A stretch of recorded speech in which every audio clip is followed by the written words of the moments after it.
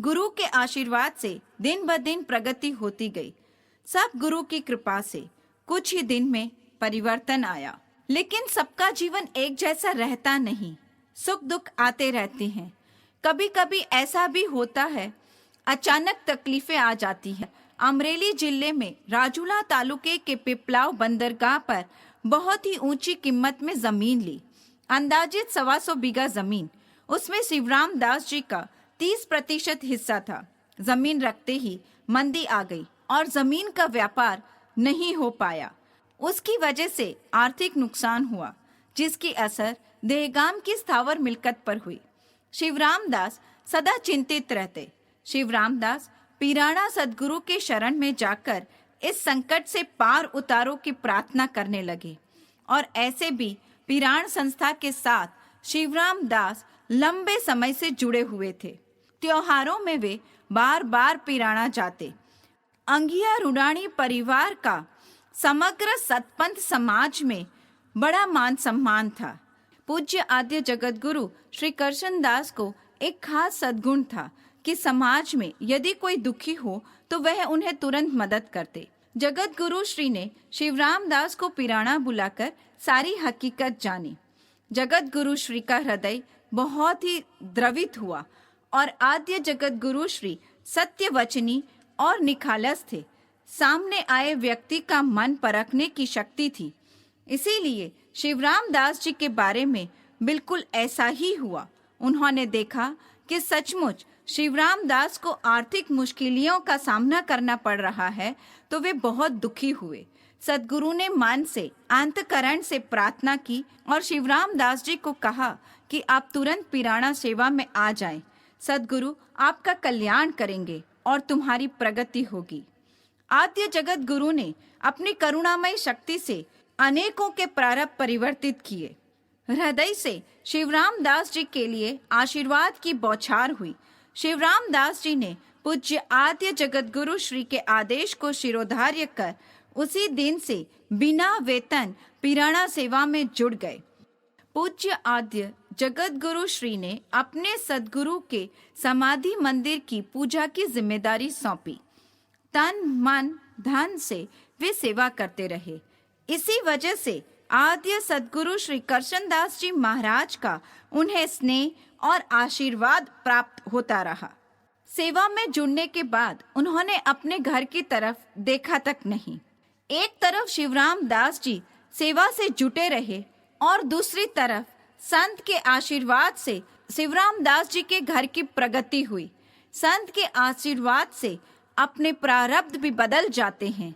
आज पूज्य आद्य जगत गुरु श्री करशन दास जी महाराज एक धूप सली की तरह खुद जलकर दुख सहकर भी दूसरों को सुख और शांति प्रदान करते हैं।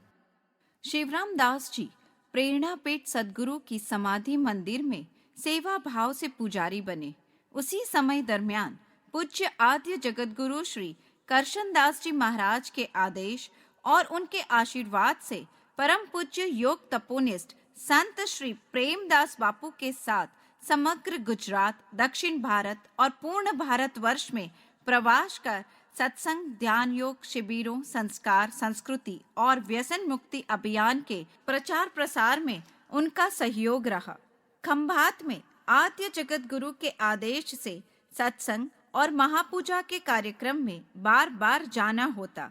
इस वजह से सभी लोग उन्हें मुखी कहकर बुलाते।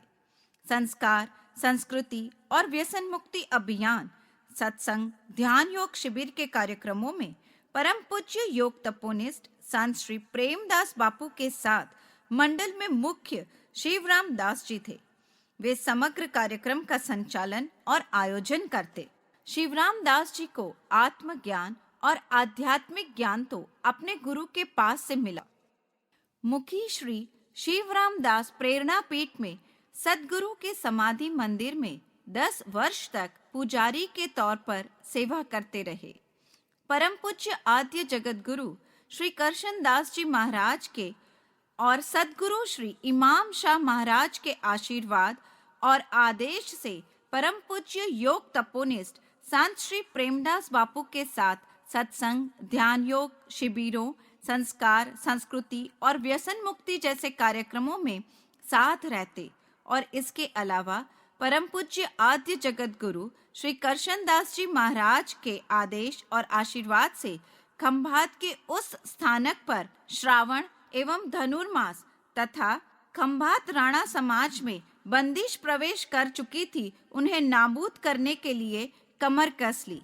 दूसरे सत्संग कार्यक्रमों में बार बार 10 वर्ष तक धर्म कार्य का प्रचार हेतु सेवाएं दी। खंभात के धर्म प्रचार कार्य के दरमियान उन्होंने खंभात में देखा कि खंभात में सतपंथ धर्म की खास आस्था का धाम है। ऐसा बालशाह महाराज का मंदिर है। वहाँ की संस्था का कामकाज बहुत बेहतर हालत में था और लोग भी व्यसन करने में लगे हुए थे। खंभात में ऐसी परिस्थिति को देखते हुए वे बहुत दुखी हुए। उन्होंने मनोमन ही संकल्प किया कि मैं इस खंभात के सतपंथ संप्रदाय एवं दूसरे लोगों की जो गंदी आदतें हो गई थी, उन गंदी आदतों से उन्हें दूर करूंगा।